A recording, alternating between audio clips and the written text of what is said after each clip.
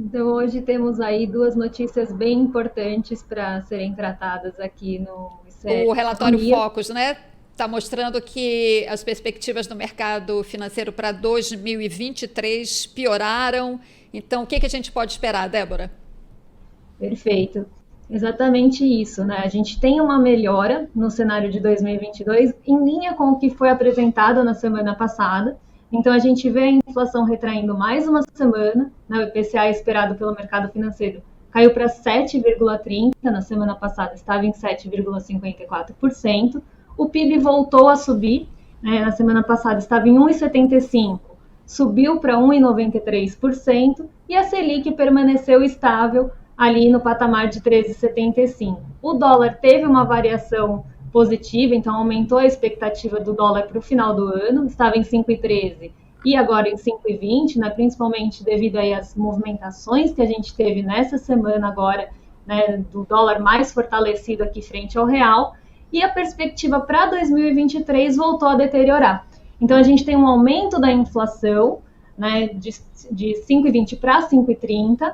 Nós tivemos uma redução marginal do PIB, então de 0,50% para 0,49%, e a Selic se manteve estável ali em 10,75, como já era esperado na semana passada.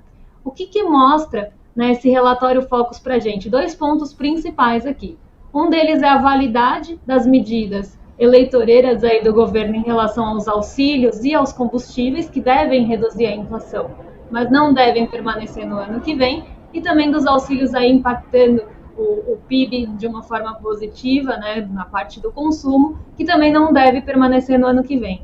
E o segundo importante recado que o mercado dá para a gente com esse relatório é que ele busca, né, pressionar a equipe econômica do ano que vem, que deve assumir no ano que vem. Então, ele já quer mostrar alguns recados, que ele acredita em inflação acima da meta, que ele acredita uma Selic mais alta e um PIB mais encolhido, justamente para se fazer ouvido pela próxima equipe econômica. Então, são dois pontos bem importantes que o relatório Focus mostra para a gente, né, justamente de uma não continuidade, né, nesse otimismo visto para esse ano, e também usar isso como uma forma de pressão para a equipe econômica que deve assumir no ano que vem.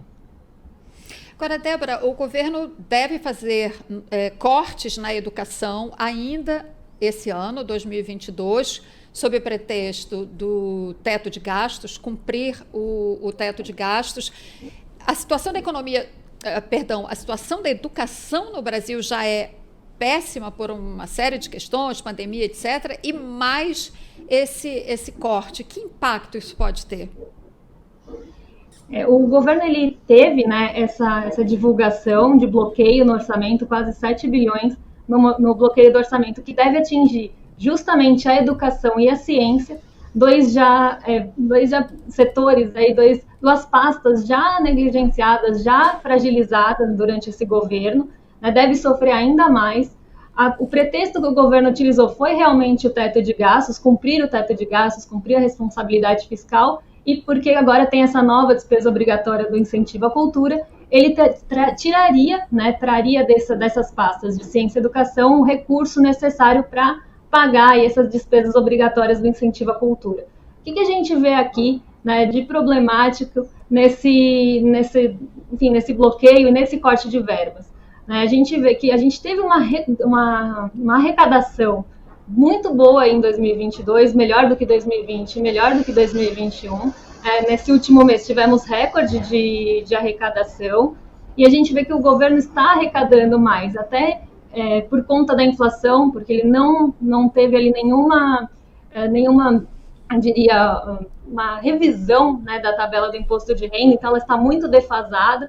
O governo acaba arrecadando mais com a inflação alta, né, porque a gente vê esse movimento, embora essa arrecadação venha mais de propriedade, não tanto de renda, por conta da fragilidade do mercado aí de trabalho. Mas o que a gente vê de importante também nessa notícia do corte? Né? A gente vê que o governo está arrecadando mais, ele teria como não cortar, né, e talvez manter esse gasto sem cortar outras verbas, e, ao mesmo tempo, ele mantém gastos com orçamento secreto ou fura-teto, com outros gastos que visam ali setores ligados ao governo, ou visam favorecer, né, alguns setores ligados ao governo, e tira da educação, né, que já vem bastante fragilizada. O que eles vão cortar da educação? Justamente aqueles gastos que não são obrigatórios.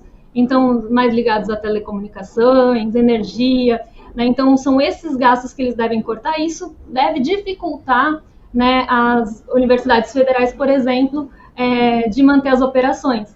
Então, é mais uma dificuldade que a gente vê o governo colocando para precarizar a educação, né? Então, ele tira esse recurso da educação para precarizar a educação, até como pretexto depois de falar, poxa, está sucateado, não é tão bom assim, poderíamos colocar uma iniciativa privada ali para gerir. Então, isso é algo que a gente vê com bastante recorrência nesse governo, né? Então, ele faz esse movimento de tirar o dinheiro da educação, mas mantém, né, outros gastos ainda elevados, outros gastos que visam mesmo mais pastas ligadas ao governo, favorecer realmente, né, com orçamentos secretos e etc., os amigos do governo ou aí setores. Então, a gente vê as prioridades do governo com isso, né? As prioridades não são educação, não é a ciência, né? Realmente aí priorizar quem o favorece.